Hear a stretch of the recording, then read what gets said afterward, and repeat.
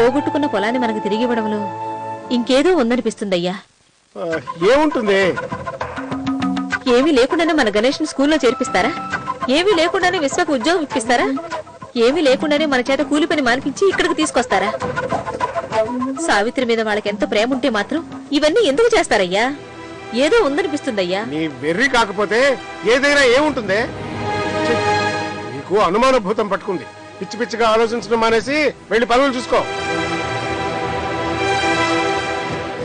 సావిత్రి పెళ్లి బాధ్యత మన నెత్తిని వేసుకున్నాం. మరి పెళ్లి పనులు చేయాల్సింది మనమే కదా? అవును. నేను పనులు పురమాయించడమే తప్ప ఇంట్లోంచి బయటికి వెళ్లి ఏ పనులు చేయలేను. మరి అన్ని పనులు చేయాల్సింది నువ్వే కదా? నువ్వేం టెన్షన్ పడకు బామ్మ, ఈ రోజు నుంచి అన్ని పనులు నేనే చూసుకుంటాను. సరే, ఇప్పుడే మొదలు పెట్టేస్తాను. ముందు సావిత్రిని షాపింగ్ కి తీసుకెళ్తాను, ఆ తర్వాత బ్యూటీ పార్లర్ తీసుకెళ్తాను. అలాగే రాజశేఖర్కి పట్టు పంచ దోవతి తీసురా.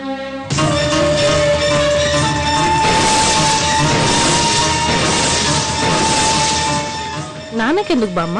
అంటే పెళ్ళన్నాక అందరికి కొత్త బట్టలు తీసుకోవాలి కదా, అందుకే చెప్పాను. సరే బామ్మ, సావిత్రిని రెడీ చేయించి షాపింగ్ కి వెళ్తాం. బాయ్. సావిత్రి, సావిత్రి రా, బయటికి వెళ్దాం. గణేష్ నువ్వు కూడా రా. ఎక్కడికి? షాపింగ్ కి. నీ పెళ్లి పనులన్నీ నేనే చూసుకోవాలి కదా. అసలే టైం లేదు, ఈ రోజు కొన్ని పనులు చక్క పెడదాం రా. సావిత్రి, సావిత్రి, అర్జెంట్ గా మనం దగ్గరికి వెళ్ళాలి, రా వెళ్దాం. ఎక్కడికి చిన్నాన్న? తన నాతో పాటు షాపింగ్ కి తీసుకెళ్తున్నాను. అమృత, చాలా ముఖ్యమైన పని ఉందమ్మా. ఇది అన్యాయం చిన్నాన్న. షాపింగ్ కానీ ఇంకేంపార్టెంట్ ఏముంటుంది చెప్పు? మేము వెళ్ళొచ్చాక నువ్వు వెళ్ళొచ్చుగా. లేదమ్మా, సావిత్రిని వెంటనే విశ్వ దగ్గరికి తీసుకెళ్ళాలి. విశ్వ దగ్గరకా? ఎందుకు? వచ్చాక చెప్తా, ఇప్పుడు టైం లేదు, రా సావిత్రి. చిన్నాన్న ఆగు. చిన్నాన్న, పెళ్లికి నీకేం కొనుక్కోవాలనిపిస్తే అన్ని కొనుక్కో. నగలు, చీరలు, గిఫ్ట్లు, వాట్ నాట్ ఏం కొనుక్కోవాలనిపిస్తే అవి కొనుక్కో. ఖర్చుల గురించి, ఖరీదు గురించి అస్సలు ఆలోచించుకో. నీ అకౌంట్ లో డబ్బులు వేసాను కదా, నీకు కావలసినంత డ్రా చేసుకో. ఆ సంగతి సరే కానీ అసలు నేను పెళ్లికే వెళ్ళాలనుకోవటం లేదు. నువ్వు వెళ్లకుండా సావిత్రి పెళ్లి జరుగుతుందంటే మాత్రం నమ్మను. మీరు పెళ్లికి రానన్నారు, మీరు రాకుండా నేను ఎలా వెళ్తాను చెప్పండి? నేను రానని నీకెవరు చెప్పారు? మీకంత పెద్ద అవమానం జరిగింది. ఒక నేరస్తుల్లా మిమ్మల్ని బంధించి బాధ పెట్టారు. ఇదంతా చేసింది ఆ సావిత్రి పొలం కోసమేగా. అందుకే నేను మర్చిపోవాలి సుమి, ఇలాంటి చిన్న చిన్న విషయాలు మనసులో పెట్టుకోకూడదు. మిమ్మల్ని ఇలా టార్చర్ పెట్టింది మీకు చిన్న విషయమా? సుమి, నేను తప్పు చేశాను కాబట్టి వాళ్ళు అలా చేశారు. నీలో కొత్త మార్పు వచ్చింది. ఇది మార్పు అవునో కాదో నాకు తెలియదు. నా మనసు కనిపించింది, చెప్పాను. మీరెప్పుడు ఇలాగే ఉండాలని కోరుకుంటున్నాను.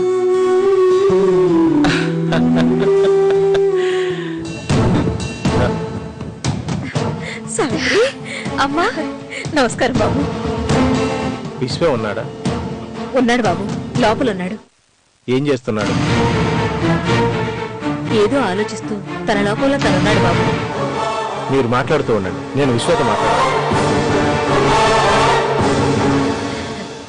సావిత్రి, ఎలా ఉన్నావమ్మా? బాగున్నానమ్మా, నువ్వెలా ఉన్నావు?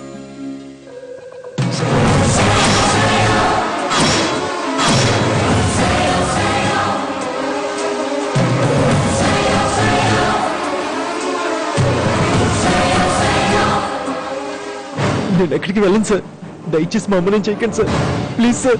ముందు కూర్చో. నిన్ను నీ మాటలను చూస్తుంటే ఏదో జరిగినట్టుగా అర్థమవుతుంది. నువ్వు అనుకున్నట్టుగా నాకేమీ తెలియదు. ఏం జరిగిందో చెప్పు. మీకు తెలియకుండా ఇదంతా ఎందుకు జరుగుతుంది సార్? దయచేసి మీరు కూడా ఇప్పుడు నా దగ్గరికి ఎందుకు వచ్చారో చెప్పండి సార్. బెదిరించడానికి వచ్చారా, నన్ను కొట్టడానికి వచ్చారా?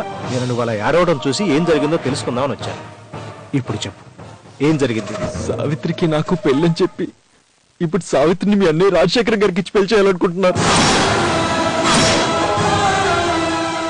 నువ్వు చెప్తున్నది నిజమేనా? నిజం సార్. సావిత్రి పెళ్లి నాతో కాదు, రాజశేఖర్ గారితో జరగబోతుంది.